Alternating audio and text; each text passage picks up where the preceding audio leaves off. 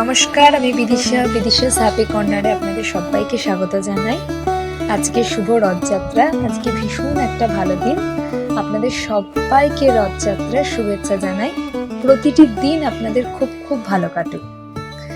তো অনেক চিন্তা ভাবনা করে আমার ভীষণ ইচ্ছে করছিল যে ভগবান জগন্নাথ দেবের জন্য কিছু একটু ভোগ বানাই। তো কি বানাবো কিছু ভেবে পাচ্ছিলাম না। লাস্টে ভাবলাম যে ঠিক আছে, গজাই বানানো যাক। তার তো ভীষণ প্রিয় একটা মিষ্টি গজা। পুরীর গজা মানেই তো বিখ্যাত, আপনারা সকলেই সেটা জানেন।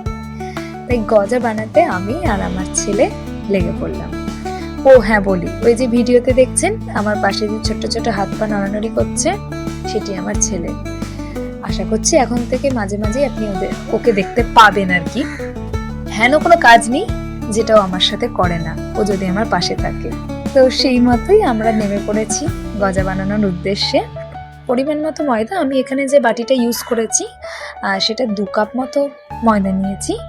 তার মধ্যে 3 চামচ ঘি আর একটুখানি সন্দক লবণ ভালো করে ময়দাটা মেখে নিয়েছি। মানে প্রথমে ময়ম দিয়ে তারপরে জল দিয়ে মেখে নিয়েছি। তো ময়দাটা খুব বেশি নরম করলে চলবে না গজা বানানোর জন্য, মোটামুটি করলেই হবে, একটু শক্ত শক্ত রাখলেই ভালো হয়। তারপরে এই যে সেটাকে ঢাকা দিয়ে সাইড করে রেখে এখন রস বানাতে এসেছি। এই যে দেখছেন কড়াইয়ের মধ্যে প্রথমে যে জল দিলাম আমি, আর তারপরে যে জলটা এটা আমার ছেলে। বললাম না, ও পাশে থাকলে আমাকে কোনো কাজে সাহায্য করবে না, এটা হতেই পারে না। তো দুজনে মিলেই ওই জন্য রস বানাচ্ছি। এবার দেখতেই পাচ্ছেন জলের মধ্যে চিনিটা কে ঢালছে। আশা করি সেটা বুঝতে আপনাদের সমস্যা হচ্ছে না। তো যাই হোক, আমি যে বাটিটার মাপে ময়দা নিয়েছিলাম সেই বাটির মাপ করে 2 বাটি জল নিলাম। আর তার মধ্যে প্রায় 3.25 কাপ বাটি মতো চিনি মিশালাম।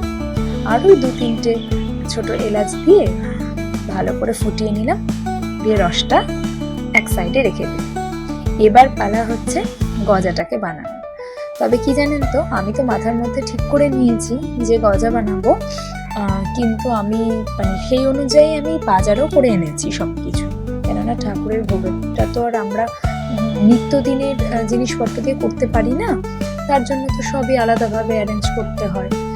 তারপরে সবকিছু যখন আমার বাজার করা কমপ্লিট, তখন আমার মাথায় আসলো যে আমাদের ঠাকুরের নিরামিষভাবে কোনো চাকতি বেলনাই নেই। সেটা আমার আগে খেয়ালই ছিল না। যদি খেয়াল থাকতো তাহলে হয়তো গজাটা নিয়ে নামতামই না। তো যাই হোক, আমার যখন একবার ইচ্ছে হলো আর মনে হলো যে দেখি না কি হয়, কোনো না কোনো একটা ব্যবস্থা হয়ে যাবে। তো সব কিছু ভেবে চিনতে লাস্টে এই যে দুটো দেখছেন ভিডিওতে, এই দুটোই আমার চাকতি বেলনার কাজ করলো। এটা লাঠিটা যেটা দেখছেন এটা হচ্ছে কাসর বাজানোর লাঠি, আর এটা তো একটা নর্মাল ঠাকুরেরই আর কি একটা প্লেট।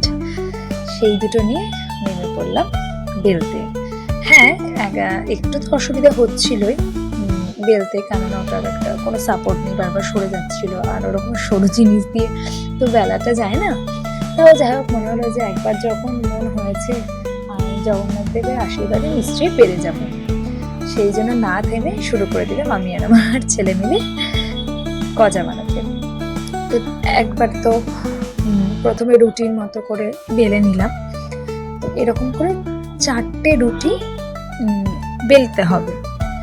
আর 4টে রুটি বেলার পরে লাস্ট যে রুটিটা বেললাম সেটাকে আমি আর আলাদা করে রাখলাম না, ওটা ওর ওপরেই রাখলাম। তার উপরে ঘি ব্রাশ করলাম। এখানে আপনারা চাইলে তেলও ব্রাশ করতে পারেন, আমি ঘি ব্রাশ করেছি। ঘি ব্রাশ করে তারপরে আমি একটু একটু করে চালের গুঁড়ো ওর উপরে ছড়িয়ে দিলাম। এইভাবে 4টে রুটিকেই এরকম একই প্রসেসে করতে লাগলাম।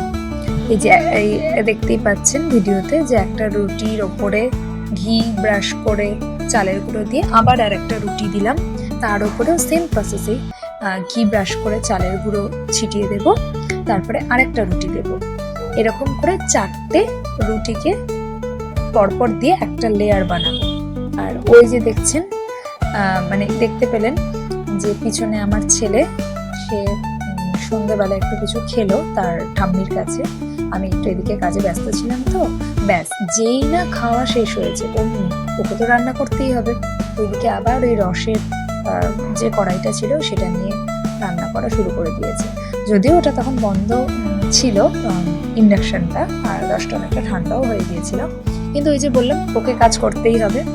তো যাই হোক, তারপরে একটা লেয়ার বানানোর পরে এই 4টে রুটিকে একটা রোল করে নিতে হবে। একটু হাত দিয়ে চেপে চেপে করবেন যাতে না খুলে যায় লেয়ারগুলো।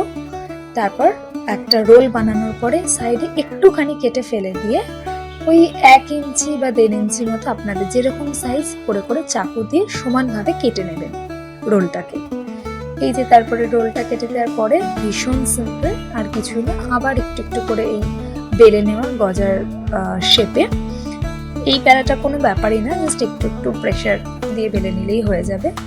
সমস্ত কিছু বেলা হয়ে যাওয়ার পরে দেখতেই পাচ্ছেন এবার যে কাজটা বাকি আছে, ভাজা। একটা কড়াইয়ে ভালো করে অনেকটা তেল দিয়ে বেশ গরম করে নিয়ে ভাজাগুলো 3-4টে মতো করে ভেজে নিলাম। এরকম ব্রাউন ব্রাউন কালার হয়ে গেলে উঠিয়ে নেবেন। বেশ সুন্দর মচমচে হয়েছিল কিন্তু। তারপরে তো ভাজা হয়ে যাওয়ার পরে এই যে শিরাটা দেখতে পাচ্ছেন, শিরার মধ্যে দিয়ে দিলাম। তবে হ্যাঁ, সব কটা গজা কিন্তু একেবারে একদমই দিইনি, ওই 4-5টা করে গজা দিচ্ছিলাম। মিনিট 1 মতো একটু রেখে দিয়ে নাড়াচাড়া মানে এপিট ওপিট করে তারপরে বাসনে তুলে নিচ্ছি। ব্যাস রেডি হয়ে গেছে আমাদের জগন্নাথ দেবের ভোগ গজা। তো আমার ভিডিও কেমন লাগলো অবশ্যই জানাবেন। যদি ভালো লেগে থাকে একটা লাইক আর শেয়ার করতে কিন্তু ভুলবেন না।